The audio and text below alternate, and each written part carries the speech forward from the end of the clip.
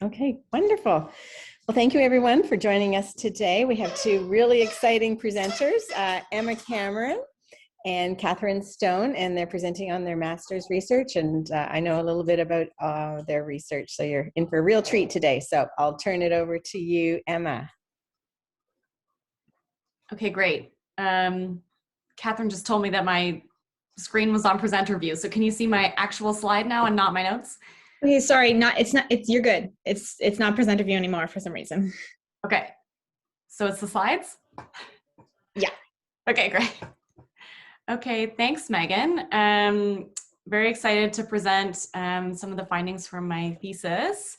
So I think I presented my proposal here about a year ago, so I'm excited to share my final results this time. So this is my master's thesis. I'm a second-year student in the Masters of Health Promotion program.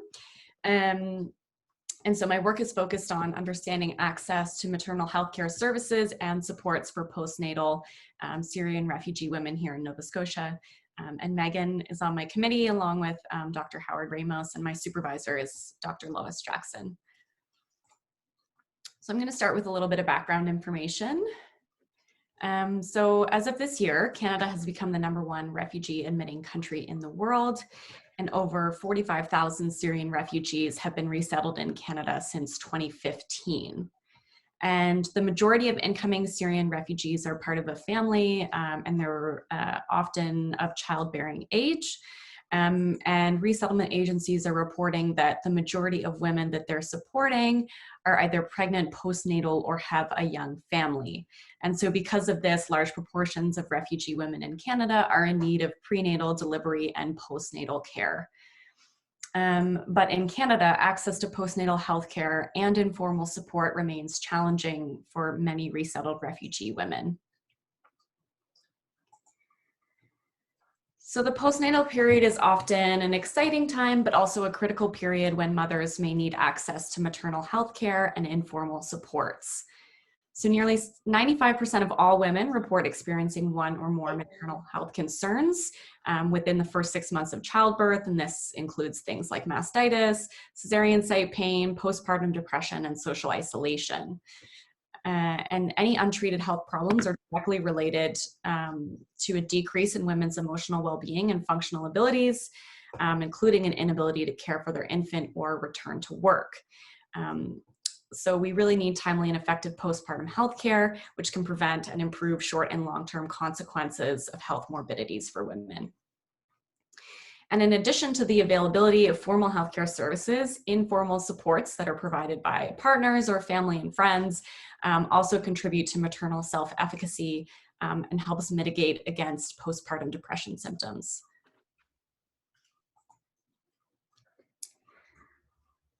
And as I've kind of alluded to already, resettled refugee women report experiencing a number of barriers when attempting to access healthcare services after birth. And this is often as a result of the complex reality that many resettled refugee women experience.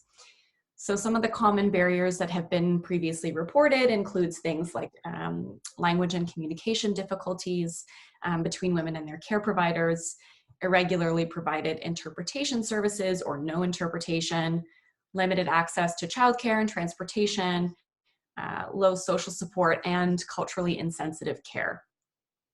And so these barriers have been seen to contribute to worsened postnatal health among resettled refugee and immigrant women in Canada and in other resettlement countries across the globe.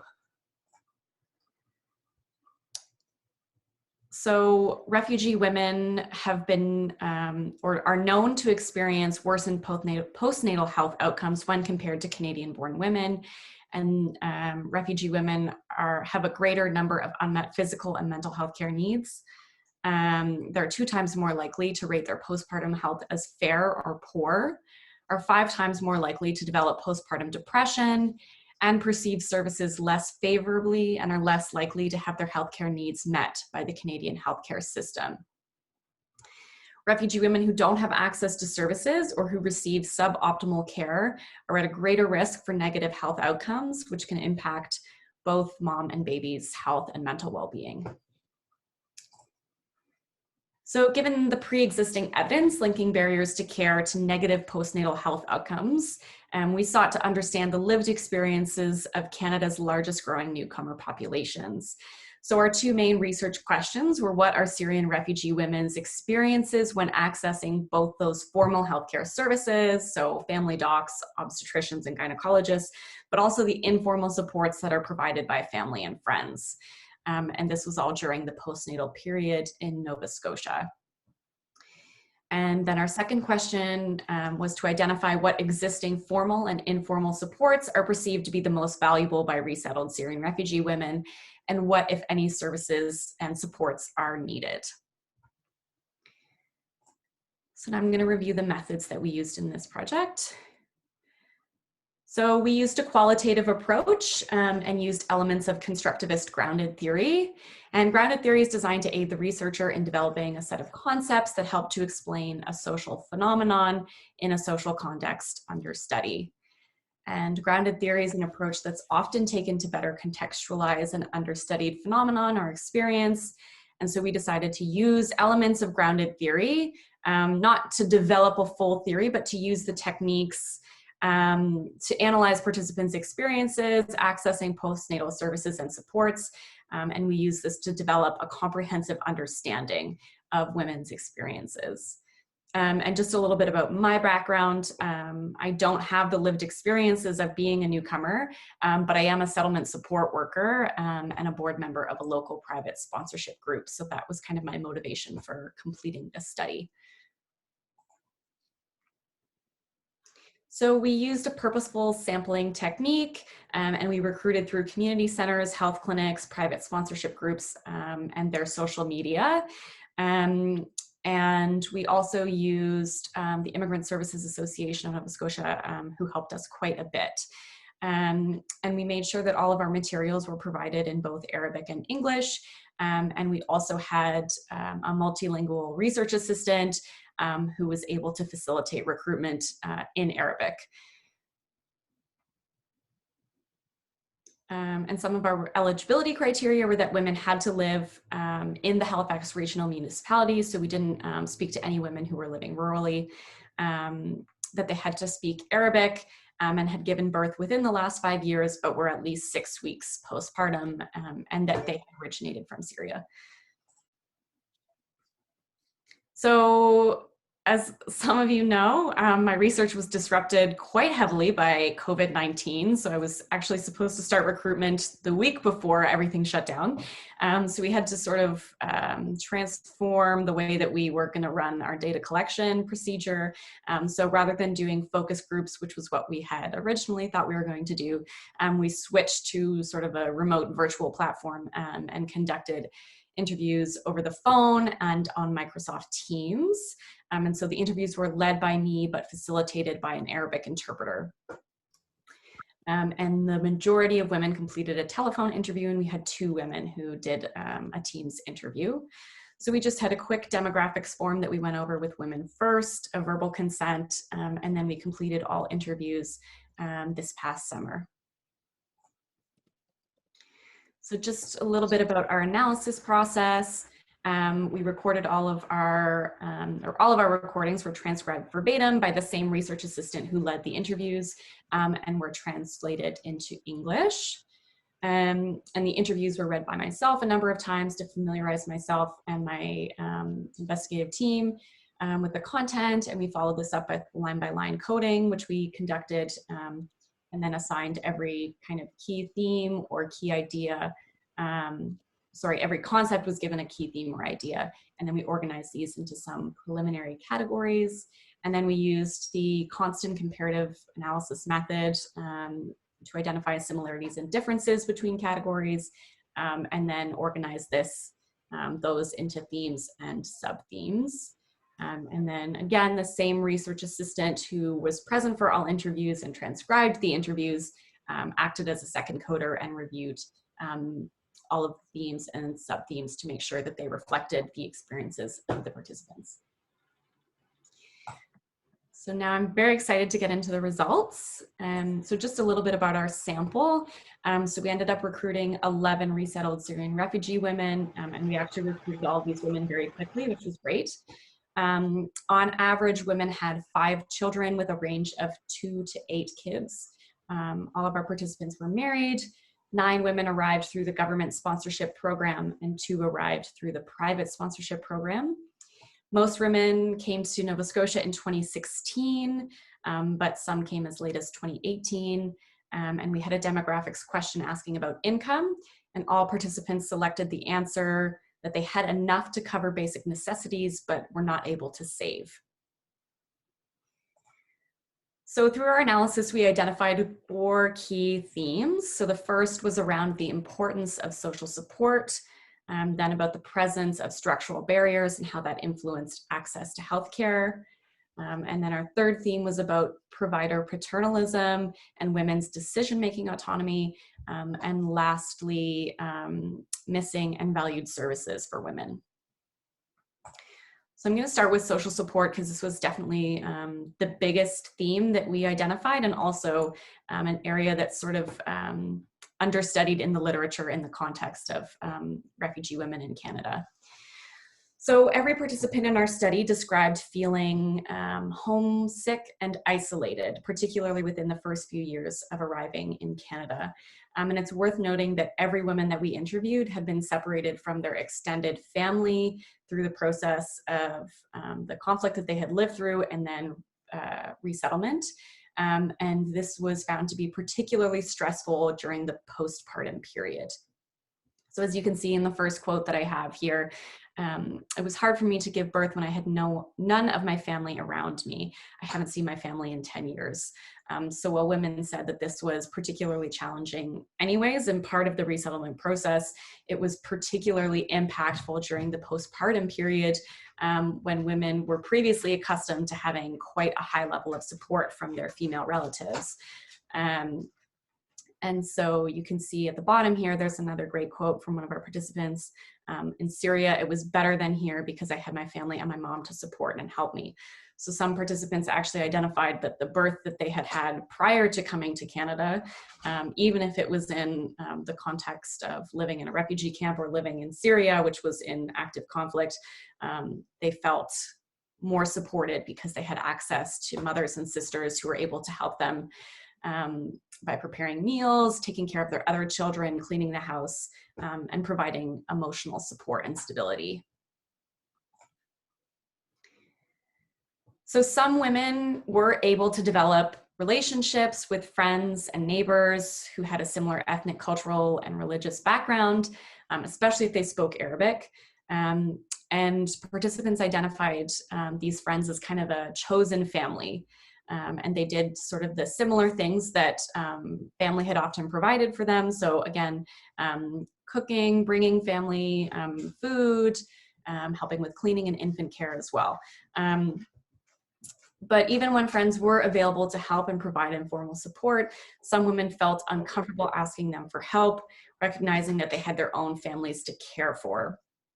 And this was really contrasted with the feelings of ease that women had felt previously being with their own family, that it's just a lot easier to ask your mom to go get you something than having to go call your friend who you haven't really known for that long. So they said that while they felt really supported by their local circle of friends, that they still didn't quite replace family.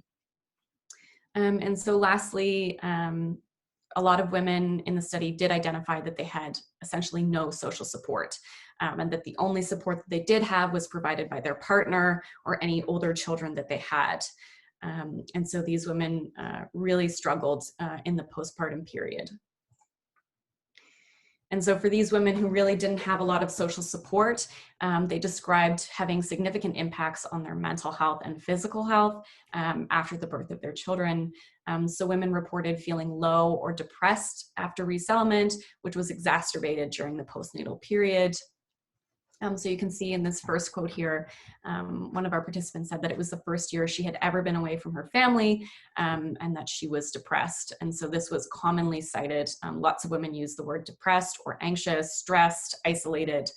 and felt as though that separation really took a toll on their mental health. And so women also cited their mothers and sisters as key confidants and sources of emotional support and strength, and not being able to connect with them in person was definitely missed. So some women were able to connect with their family virtually through telephone or video calls, but other women reported that access to electricity and technology in Syria and in areas of the Middle East was very limited, and meant that they couldn't even connect virtually with their family, which was really difficult. Some of our participants had seen mental health professionals, but both of these participants did not finish treatment or felt that it was pointless. One woman had been seeing a mental health professional for 7 months, but stopped, and she gave this quote here: "I am isolated in homesickness, and the circumstances we are going through, no one would help or change them. I'm so far away from my family. How could they help with that?" So just the last little bit about social support here. So similarly, for women that really didn't have any social support, they said that this took a toll on their physical health as well. So one woman found changes with her lactation compared to her previous kids. And she cited it as the food here in Canada, that she wasn't able to prepare traditional Arabic food, and that buying food here made her milk scarce, as she said. So other women also described having a really slow recovery from their cesarean section, and again compared this to their previous births where they had a high level of support, and said that their healing was much, much slower, and they had an increased rate of pain. So moving into our second theme, which was around structural barriers to care. So language and communication was definitely a very common barrier and has been reported before. So most women said that they had little to no English when arriving in Canada, which is pretty well articulated in the first quote there. And so women said that because they had so little English language abilities, that they really relied on interpretation services and needed this in complex situations, especially like labor and delivery.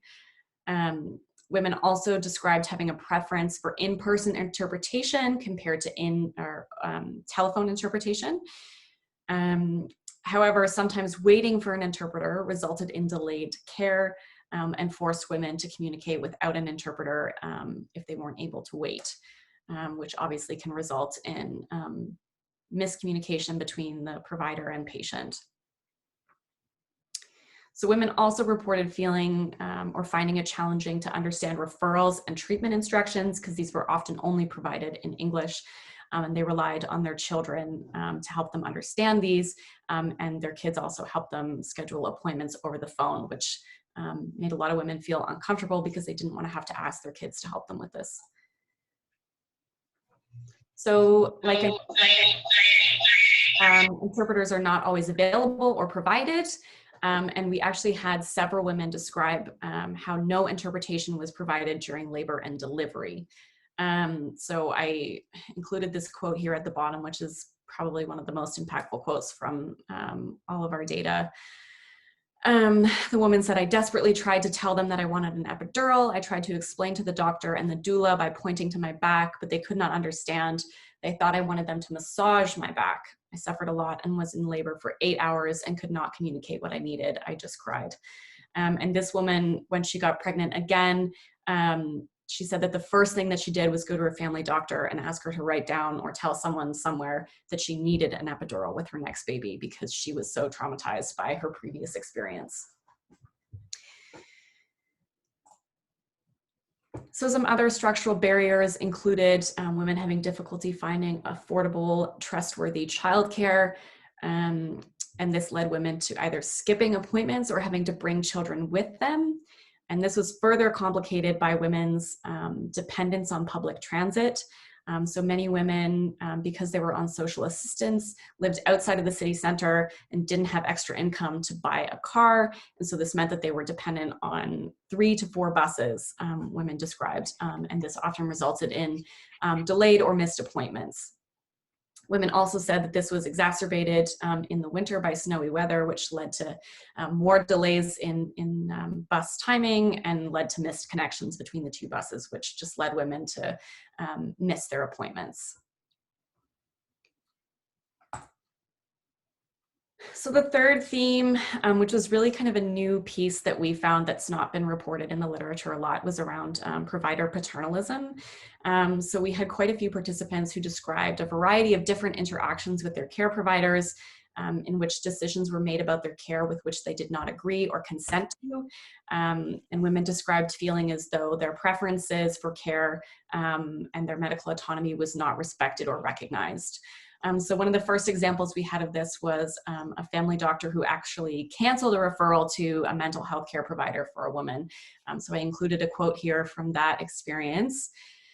So in a meeting with my family doctor, they said that I was fine and there was no need for me to see a mental health professional. She said that I knew how to care for my baby and there's no need to see someone. This doctor canceled my appointment. She wronged me. I needed her to listen to me. And at the time of the interview, this same participant was still feeling high or heavy symptoms of depression, and she still was actively trying to get a mental health professional or get access to a psychologist. But she didn't know how to do so and felt that the family doctor that she had was supposed to be the gatekeeper and the person to help her with this. And so she was afraid to go ask her again for help and for a referral. So she still was without a mental health care provider. So another example of this was around one woman's choice to not breastfeed, which was not really recognized and respected by her care team. So this woman had had 4 babies previously and was adamant that she did not want to breastfeed again, having had 4 infections previous with all of her babies and having a lot of difficulty breastfeeding, and she really wanted to just formula feed. But as is articulated in this quote, she experienced some pushback and was told that breast is best and that she has to at least try. So she had a doula and a public health nurse both help her or try to help her breastfeed. And it wasn't until she ended up with severe inflammation and was hospitalized that her choice to formula feed was then supported. So lastly, women described some of their most valued services. So a lot of women were supported by a volunteer doula program that's run out of the Shabukto Family Center here. And doulas were supported or provided free of charge. And the Immigrant Services Association of Nova Scotia helped connect women with doulas. And they often came to women's houses and had interpreters with them as well. So this alleviated some of those structural barriers. Again, in-person interpretation was really valuable and was obviously or is a critical support, especially during labor and delivery. A lot of our participants were also seen by family physicians at the refugee-specific health clinic here in Halifax, and they found this particularly valuable because women reported that these doctors were especially culturally competent. Some of them even spoke Arabic, and if they didn't speak Arabic, there was always interpretation provided. And as well, in-home supports, so those provided by either public health nurses or doulas, were definitely valued, again, because women did not have to find childcare or transportation because the nurses came to them. And so women did mention that the only support that they felt was missing was their family, and this was mentioned by every participant in the study. So just to conclude, the study demonstrated the critical importance of informal support during the postpartum period, and women described relying on family and friends for childcare, meal prep, and emotional support. But unfortunately, this was often missing. And this does have, or appeared to have, the capacity to influence women's mental and physical health. So second, it was very common for women to encounter barriers to healthcare services within the health system. And Canada's very neoliberal health system really hasn't been designed to be easily accessible for any marginalized folks. And so again, this resulted in missed appointments, delayed access to healthcare, or traumatic birthing experiences. And lastly, it appears as though providers may hold biases towards resettled refugee women that may impact women's autonomy and their ability to make decisions about their own healthcare, which can ultimately erode the trust that patients have with the healthcare system and their providers. So some implications and next steps. So this was really a critical first study and one of the first in Atlantic Canada to understand women's experiences accessing both healthcare and social supports during the postnatal period. It's also one of few Canadian studies to focus on the experiences of Syrian women and gain their lived experiences. And this is particularly valuable given that the Syrian population continues to be the largest proponent of refugees globally, and this will likely continue over the next few years at least. So future studies are certainly needed to evaluate interventions that are looking to improve access to care and also the availability of informal and social support. So just some things to maybe keep in mind or to look out for or implement are things like shuttle buses or coordinated transportation, clinic-based childcare, Arabic mom and baby social support groups, and cultural competency interventions or programming for healthcare providers. And lastly, policy changes are needed to increase the availability of interpreters, Arabic-speaking healthcare professionals, and even boosting family reunification programs. So some references, and then I just want to acknowledge my funders of this research, and thank you to my committee, especially Megan, who's here today, and my research assistant, Marwa, and Lois, my supervisor. Thanks. Great. Thank you so much. Excellent research and wonderful presentation. I'm going to open it up for a few minutes to our audience for questions and comments.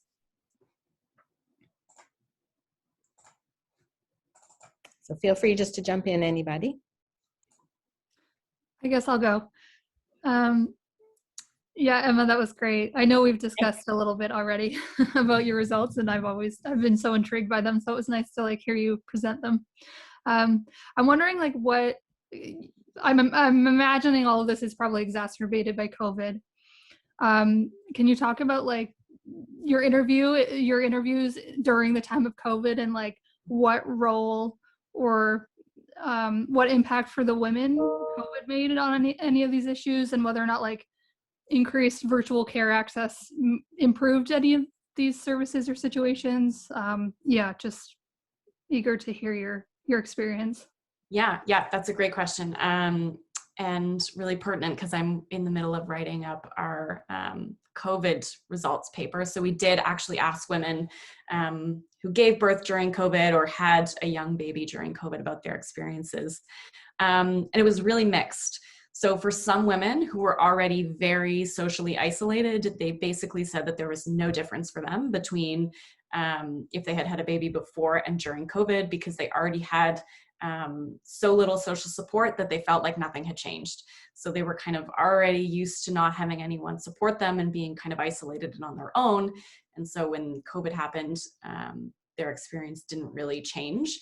But for some women who were well supported in the community and had a lot of friends and community, it was really, women described it as disappointing. So they were really looking forward to having a Canadian baby. This was kind of a theme that was talked about a lot, and having that support and I don't know, just experiences of having a baby with their sort of new chosen Canadian family. And so women were really upset by this and felt even more isolated than they already were. And with the virtual care, it was kind of a mixed bag, just with, just like any other women, I guess. So while some women felt that it was a lot better because those structural barriers were kind of alleviated, because there was a need for an interpreter in most cases, that was cited as kind of a key challenge. And so what some women described, because there was such a difficulty accessing interpreters, was that their family doctor would call an interpreter, the interpreter would call the woman, and then they would get the information, and then the woman would call back the interpreter would call the family doc, and it would just kind of keep going. And it's super convoluted, like they weren't able to set up a three-way call or anything like that. So then they said that the process took way longer and was really complicated because they were going through an interpreter who was then going to the family doctor and vice versa. So yeah, I'm hoping to present more about that later too, and our paper will come out sometime soon, but really, really interesting. And every woman had a totally different experience too, which I'm the same for all women who were postnatal during COVID. But yeah, really interesting. Thanks, Andy. Great. Thank you so much. Just looking at the time, so we should turn it over to Kathryn so that she can do her presentation now. So thank you so much, Emma. Awesome. Thanks. Sorry, Kathryn. No worries at all, Emma. I always love hearing about your research. Me and Emma are in the same program, so I'm also going to be presenting on my master's thesis. I'm an MA candidate in health promotion. I don't know if you can stop sharing your screen so I can share mine. Sorry. No worries, no worries. Let's see.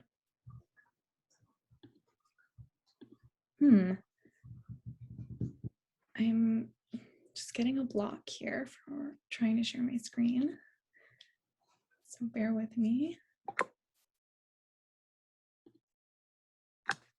Okay. Oh.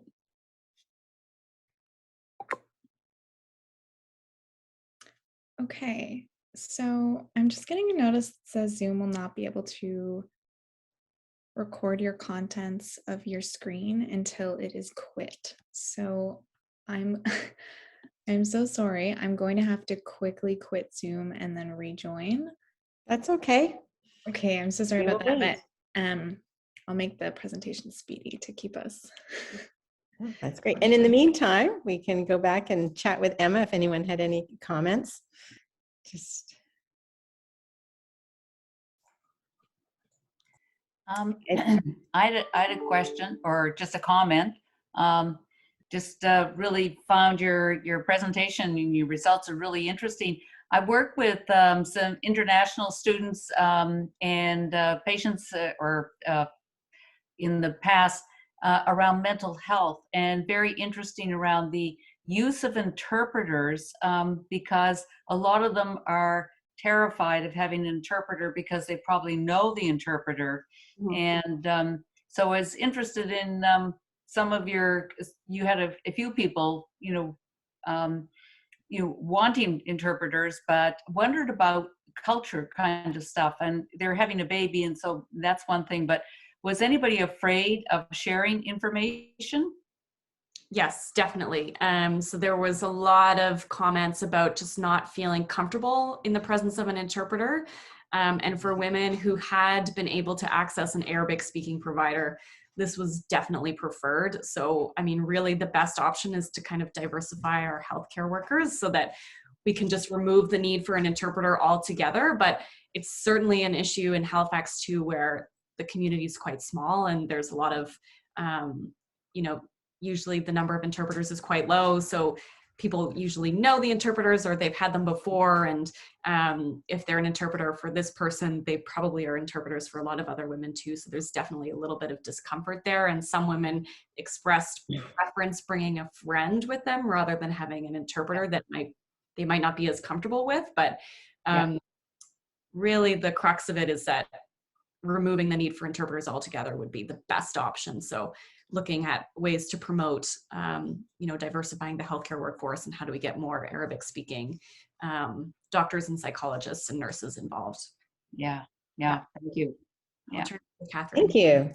So Kathryn, I guess you're not quite in presenter mode, if you can see that or not. Is it showing you like the notes and everything? Yes. Or yeah, it's showing a lot of different things. Slideshow. Oh, perfect. You're set. Okay, I'm set, but then I can't see my notes. Emma, how did you do that? Oh, you just had it, Kathryn. If you go to presenter view, there's an option on the bottom that says swap display. Okay. Presenter view. Yeah. And then near the bottom where the Zoom stuff is, there should be like a switch display.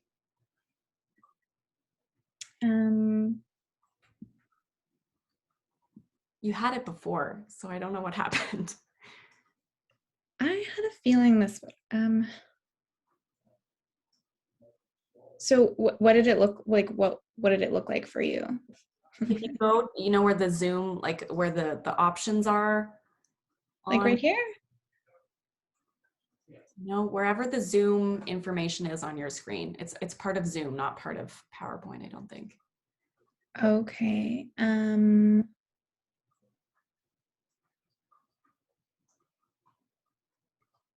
control. Annotate, pause. Okay, well, I mean, we can still see your slide. It's a little yeah, smaller. I will So. just, I don't need my notes. I'll just deal with that then. There. Okay. Wish me luck then.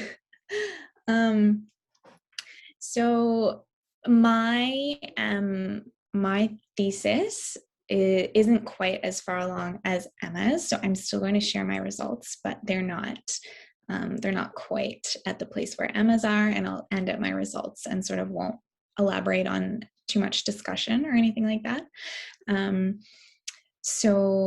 My thesis is on a young women's mental health in the changing climate, and as I noted, I'm a Master's of Health Promotion student, just like Emma, and my supervisors are Dr. Barb Hamilton-Hinch and Dr. Rebecca Spencer. And my committee members are Dr. Megan Aston and Daniel Raynham. So I'll just jump right into it. So before I start to talk about these things in depth, I thought that I would define a couple of my key components to the study. So when I talk about mental health, I am defining it broadly and holistically. So this is inclusive of affirmative mental health challenges, spiritual well-being, and connectedness to one's environment and nature. When I talk about climate change, I am talking about the changes to the global climate caused mainly by humans releasing fossil fuels into the environment. And importantly, when I talk about women, I'm talking about gender identity, so not what people were assigned at birth. And with that, I will jump into the topic of climate change and mental health. So, I mean, in the past, I would talk about the impacts that climate change has on physical health, but I think that it's becoming more and more well known. So I'm just going to jump into the impacts of climate change on mental health. So there's a whole wide range of things that can happen when humans experience climate change, and that can be extreme weather events. That can be changes that you're seeing in weather patterns like ice melting. That can be experiences of drought, flooding, wildfires, extreme storms, and those types of things. So we can see in the literature that when humans go through these types of things, and even if they don't go through them, but they know that they're happening, for example, last year, we knew that the wildfires in Australia were really bad. That can also impact our mental health. So we can see things, especially in extreme heat, like increases in violence and substance use, grief of the loss of a beloved place or species, named ecological grief, for example. So there's many things that can happen when humans experience climate change or know about climate change. And some of the people most at risk are, firstly, women worldwide, and that you can see that in my title. That's why I chose to focus on women, but also seniors, children, indigenous peoples, and people with low socioeconomic status, racialized people, immigrants, and people with pre-existing health conditions. And the example I like to give, especially for racialized people, is widely known Hurricane Katrina. Especially Black neighborhoods, poor Black neighborhoods are situated often in flood zones, often with less greenery to absorb water, and not only are people systemically harder to reach in these areas, but we saw in Hurricane Katrina that they were not reached in time, and they were even villainized. So it's important to remember that these identities can also intersect with being a woman. And my study tries to really consider that, those intersecting identities. And so from the literature that does exist, on women's mental health and climate change. We know that worldwide, when there is an extreme weather event, we see an increase in gender-based violence. We also see these increases when there is climate-related water scarcity, and in places where women are solely responsible for fetching water, they are having to go to more remote locations and further away from home to collect water, which puts them at risk and danger of violence. We also see that the burden of care that women face skyrockets during and after extreme weather events, which can lead to a lot of worry, stress, and depression. And we also see a decrease in connection to land, culture, and traditions. And this is seen worldwide, but it's most often seen and heard in literature in the Inuit land north of Canada, where the sea ice is melting a month faster and forming a month later than it normally does. So really important cultural traditions are done on the ice, and Inuit are not getting that time that they used to. So there's quite a bit of research on that front.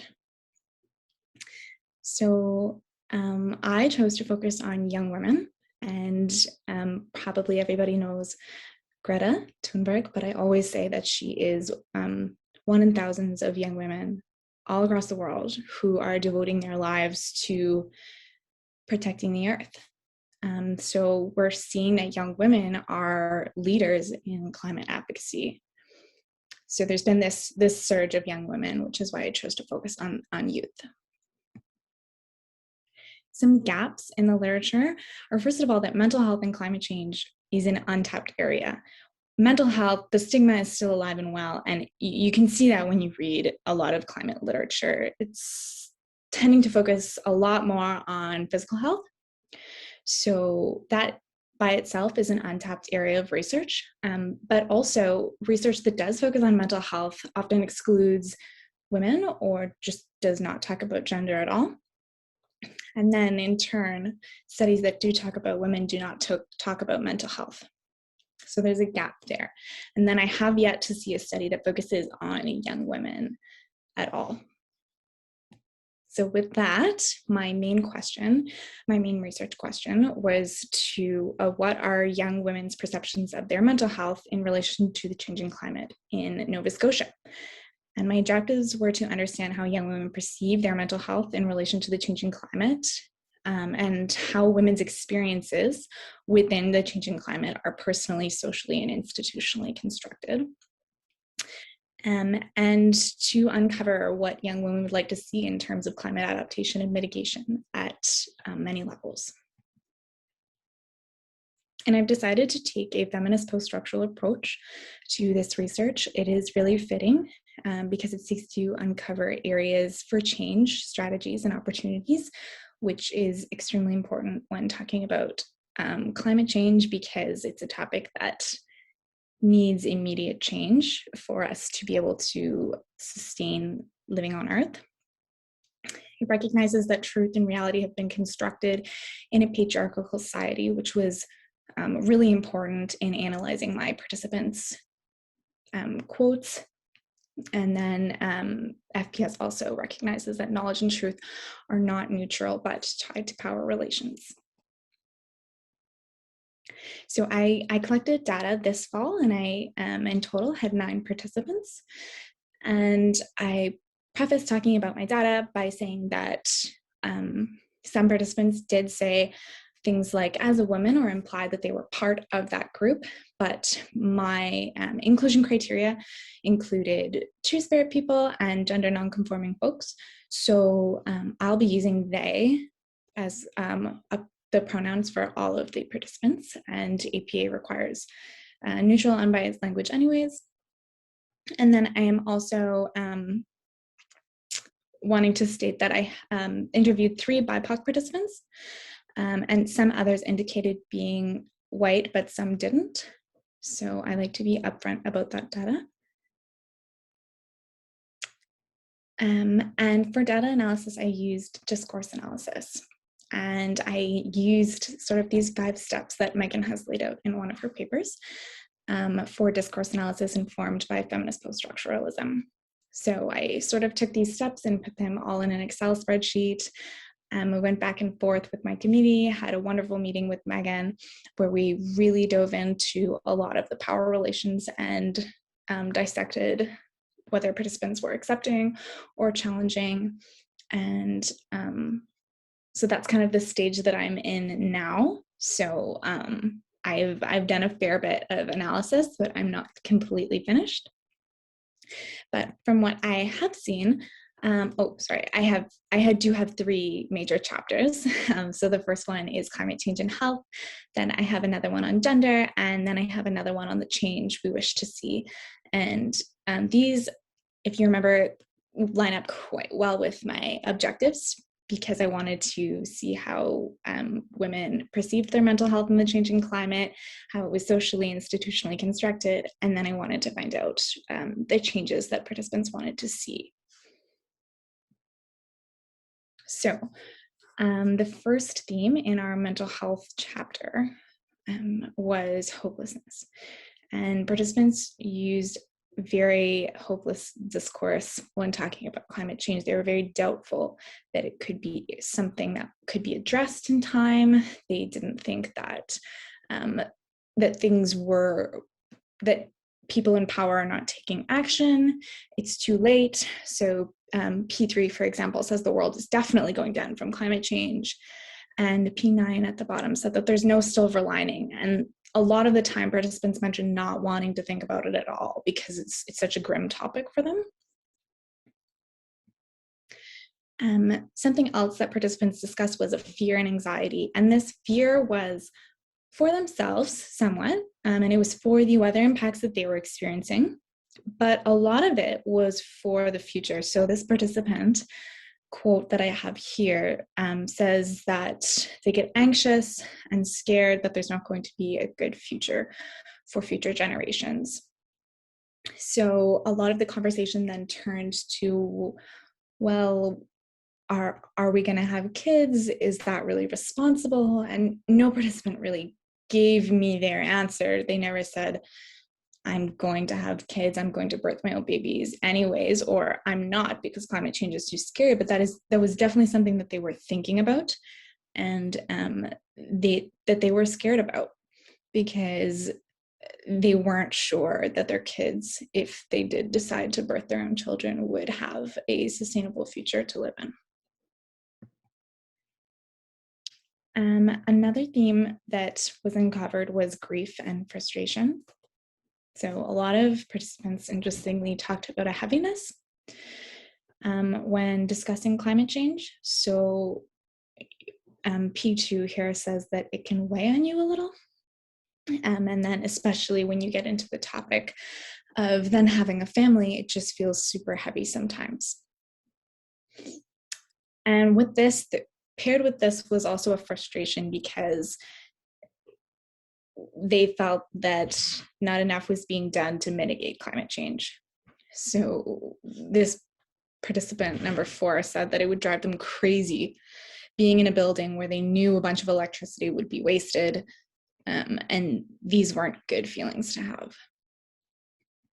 Moving on to the gender chapter, the first theme that was uncovered was intersectionality, and participants didn't all use that word, but they all discussed issues of race, income, age, geography, and different characteristics that will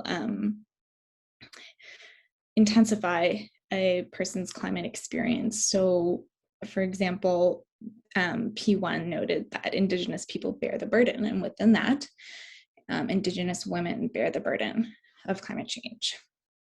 A lot of participants talked about how, like, the further you were from a white, rich man, the harder climate change would hit you. So that's how they talked about those different intersecting identities. And this gender stereotypes theme is a big one. So a lot of participants talked about how women are seen as traditional caregivers, They gather food, water, and are sort of in charge of those domestic duties. And how these duties can be amplified by climate change. They talked about how if a family needed to migrate for climatic reasons, that it would be up to the woman to decide that, and to get the family out of where they are and get them to safety. So that was kind of a competing discourse to the one of women being traditional caregivers. Women were kind of, in the migrating sense, seen as strong because it would be up to them to make sure that their family is safe. And then there was a lot of discussion about women's voices not being taken seriously. So, for example, P9 at the bottom, this quote says that they're very careful around their male friends about what they're going to speak up about. And specifically, this participant noted that they wanted to avoid the bitchy woman narrative. Nonetheless, this participant was determined to keep speaking out, no matter how many internal power negotiations she had to think about in her head before speaking out about something. Another theme that came out of the gender chapter was the gender-based violence piece, which is seen heavily throughout the literature. So participants did talk about murdered and missing Indigenous girls, women, and Two-Spirit people, and how that is connected to climate change. There was an example of a woman, not a participant, but somebody from their family or disconnected from their family, but they still knew about it, who had to flee an abusive situation. And then it was storm season in their country and they didn't have anywhere to live, and how that has impacted that woman's life. And then again, this participant quote says that you essentially can't recycle in the building. You can't, like, there's one garbage chute and there's a dumpster in P2 in a parking garage where you're definitely going to get raped. So basically you can't, and that really bothers me. So the gender-based violence piece is definitely something that sticks out a lot in the literature. Not all participants mentioned it in relation to climate change, but those that did, I am really going to highlight because of how significant it is and how strong it is in the literature already. The last chapter discusses the change that participants wanted to see in relation to climate action. So firstly, they discussed the roots of climate change, and there was discussion of colonization and greed. So, for example, this participant notes that climate change is a continuation of colonial legacies that have been in the settler state of what is now known as Canada for hundreds of years.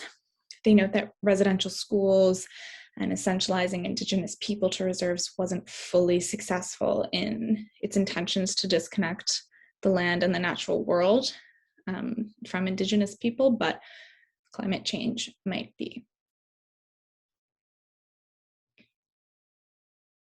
Next, there was a lot of talk about industry and large corporations. Participants talked about how corporations were not doing enough to mitigate climate change. They talked about needing to target these large emitters. And in this, participants recognized that individual behaviors were not enough, and that really what they were hearing in the media and what they were talking about amongst their friends was the immense power that large corporations have, and the way that governments are or should be holding large corporations accountable. And then finally, which I found super interesting, is that when asked who participants would like to show study results with, they all said they wanted results to be shared with other women, because it was clear that they had a lot of ideas about corporations and colonization, relating to climate change, but what they really wanted was to discuss climate impacts with other women. So, for example, one participant said that they could imagine it would be extremely helpful for many women who are struggling more with their mental health related to climate change had they seen the results of the study, had they been able to talk with other women about how climate change impacts them mentally. And then another participant said that they want study results to be shared with women. They feel like a lot of them don't know what the effects are. And another participant noted that they're really looking forward to reading this study to hear more about how women are affected, because I'm certain that they are. So that is kind of all I have so far. I'm in the process of writing up this final chapter, The Change We Wish to See. So that is where I'll end things. I do have my references here.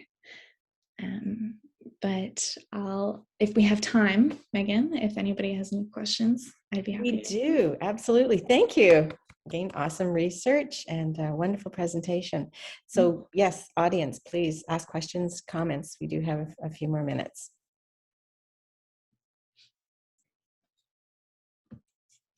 And again, just jump in.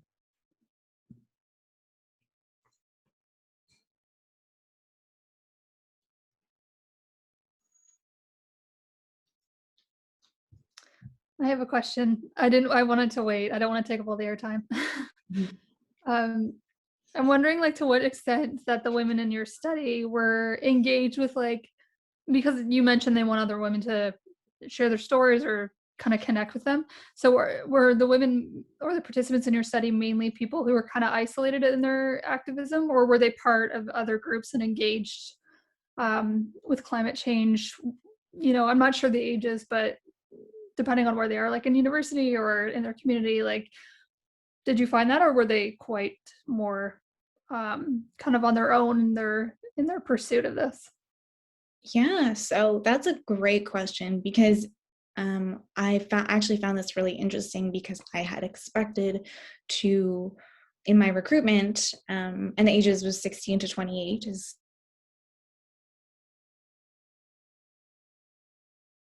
to, everyone's paused. Can you hear me? Yeah, you froze for a little bit, but you're good. Okay.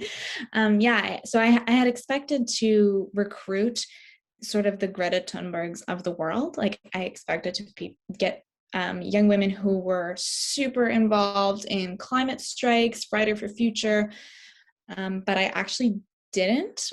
Participants didn't talk about going to marches. They didn't talk about how they use activism in their day-to-day lives. So I just thought it was really interesting, because even young women who aren't really involved in climate activism still had very deep activist thoughts, feelings, and beliefs about climate change, and knew about intersectionality, but wanted to know more. So I think that's the piece where they really wanted to hear from other women, was because they aren't entrenched in climate research. Oh, somebody wants to see my reference slide. But yeah, does that answer your question? Yeah, just curious. You know, like, there's a whole thing, like an interesting other side discussion about, like, you know, maybe their feelings of being disheartened and disconnected, and how they're engaged in their day-to-day. Yeah. So. Yeah, thank you for that question. That's great. That was one of my most intriguing things for me, was just learning that women who aren't necessarily involved really want to be and want to know more. Great. Well, thank you so much, Kathryn. I'm just seeing it is 1:02, and people need to leave now. So just want to thank you, and thank you to Emma. And our recording will be up, so you can watch it again. Awesome. Thanks so much.